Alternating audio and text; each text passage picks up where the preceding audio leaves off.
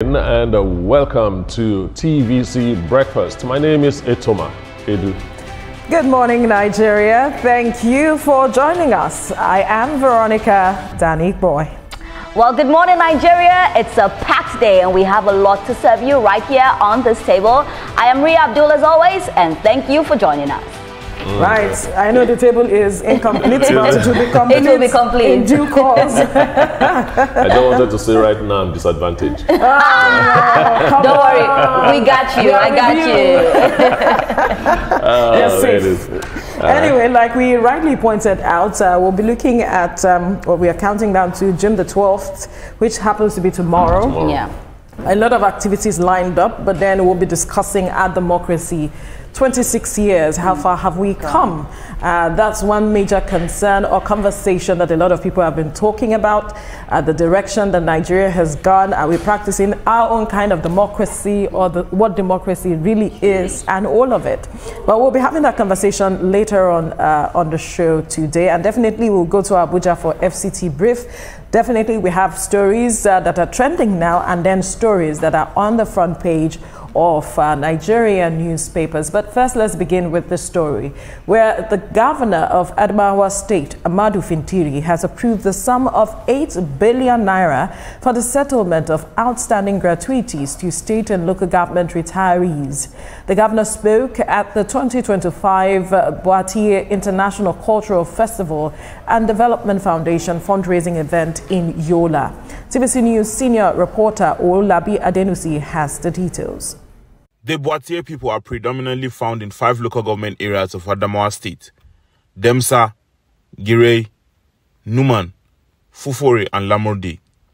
They also spread across communities bordering Cameroon.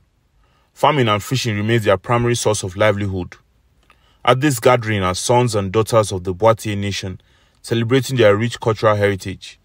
The event drew participation from government officials, politicians, technocrats, traditional rulers, and guests from neighboring states and countries.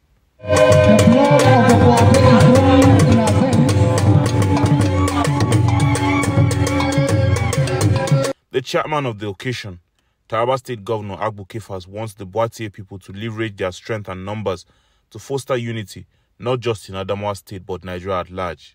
Governor Fintiri reaffirms his administration's commitment to unity, peace, and development across the state. Under my administration, we have continued to promote inclusive development that reflects the values, aspiration, and diversity of our people. Adamawa State is blessed with rich mosaic of culture, the Boatie being one of the most prominent and historically significant as custodians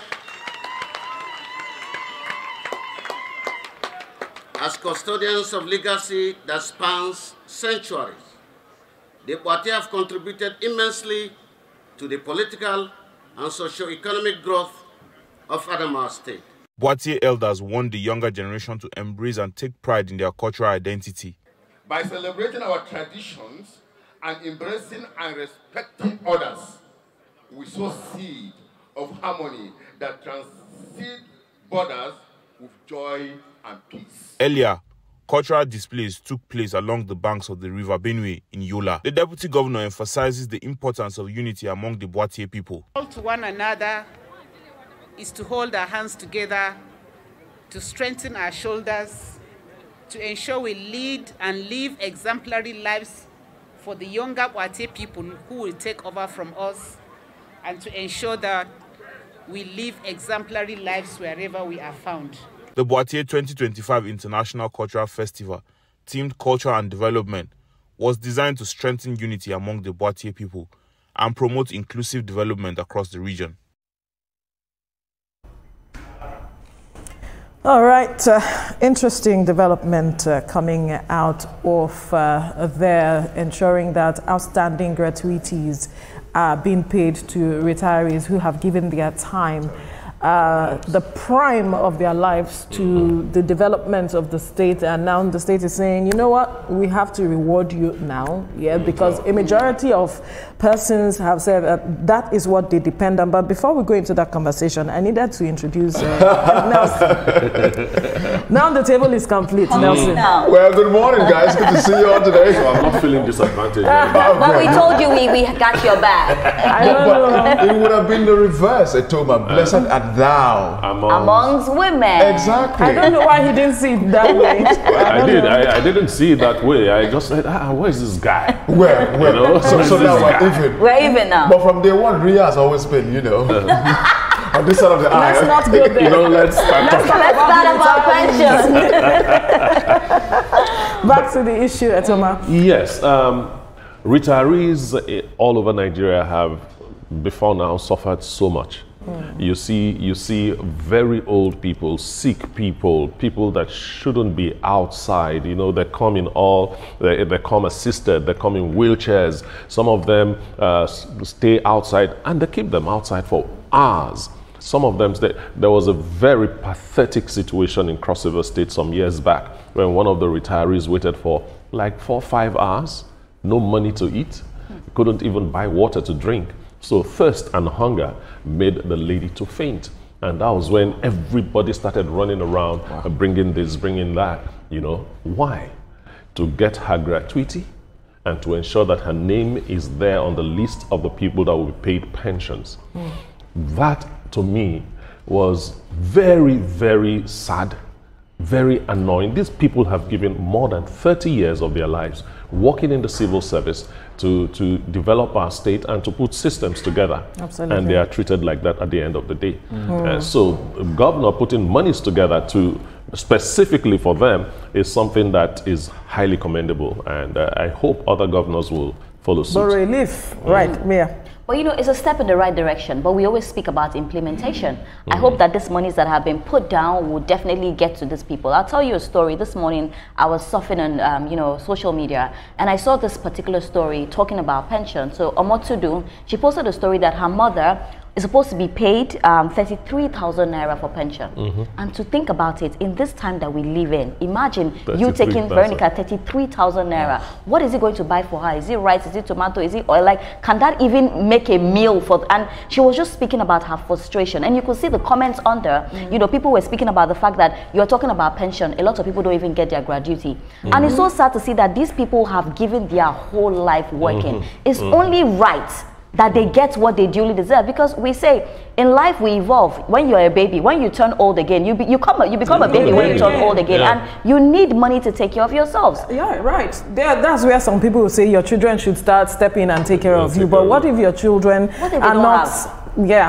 Do not have the wherewithal to take care of you. But Nelson, let's get your perspective to this issue, especially the aspect of state governments not doing the needful at the right time for these persons. We've had stories similar to what Etoma gave, where people had to fainted and some even died while waiting to get these payments. Veronica, I've always wondered why this is even a Herculean task. Why does it look like a very gang thing to do? I worked, I deserve my due. It's should I use the word? It's natural. It's normal all over the world, and so it's always very painful to me when I see this, and I'm always extremely excited when I get to hear that they're now finally rewarded for their service. I mean, I had a grandfather, passed on now.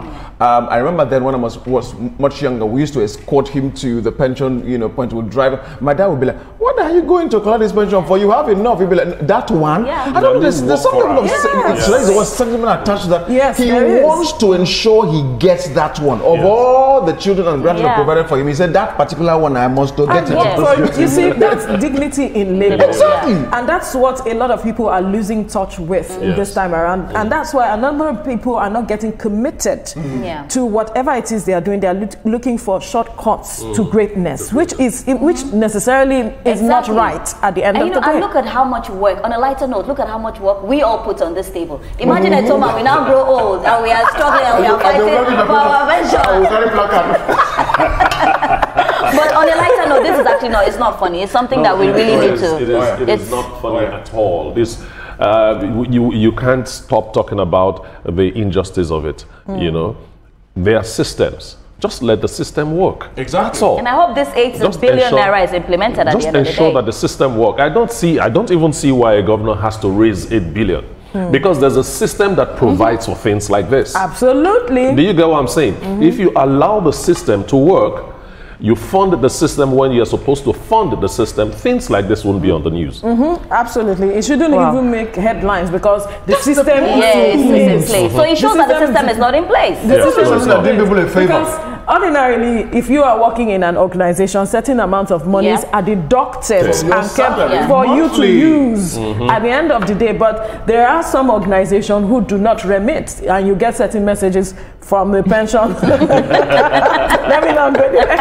Let's not go there this morning. But we can do better. Anyway, we'll take a breather now. When we return, it will be time for the newspaper review. Stay with us.